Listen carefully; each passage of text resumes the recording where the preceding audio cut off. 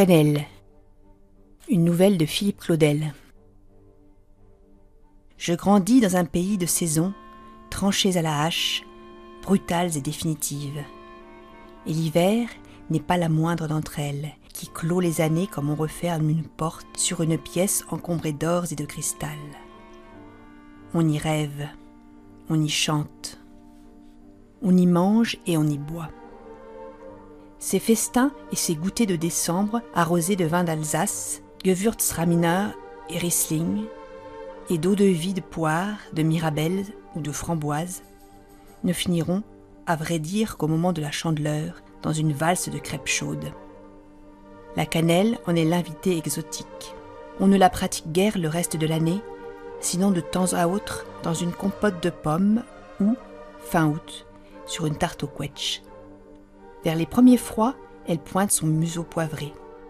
On sort de grands bocaux de verre ces bâtonnets qui ressemblent à des parchemins que des flammes auraient roussis et enroulés sur eux-mêmes. On les réduit en poudre dans un mortier. Présent de roi mage.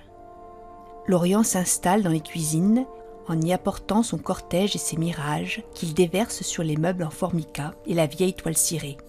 Sablés, gâteaux, petits pains, brioches, Linzertorte, Kouglof, tout ensemencé de cannelle et par elle sublimé.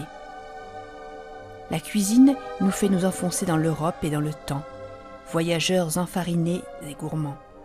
J'ai voulu pendant des années établir une géographie du strudel, ce subtil gâteau roulé de pâte fine aux pommes et raisins secs dans sa version la plus authentique, et qui dessine, peu ou prou, les frontières de l'ancien empire austro-hongrois, puisqu'on peut tout aussi bien le déguster à Vienne qu'à Venise, Trieste, Bucarest, Varsovie, Prague, Budapest ou Brno, mais également à New York, où tant d'émigrés des ruines et des cendres sont venus espérer de nouveau en la vie.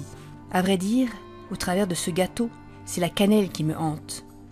Son entêtante musique olfactive d'hiver et de fête, stupéfiant licite, propre à rendre élégante et raffinée la plus française des pâtes, à lui donner en vérité la beauté d'un accent. Même le vin rouge ordinaire, pour peu qu'on le laisse frémir longuement dans une casserole sur un coin de fourneau, après y avoir jeté sucre, tranches d'orange, clous de girofle et poignées de cannelle, se mue, grâce à elle, en un diable ensorcelant qui brûle les mains autour du verre dans lequel on le sert, chauffe bouche et gorge, verse le feu dans le ventre, fait naître rires et lumières au coin des yeux et sur les joues heureuses que le froid du dehors arrosit. Les langues se mettent à tisser contes et fantasmagories. On bat les souvenirs, ceux de la vie, ceux de l'histoire et ceux des romans, comme des cartes.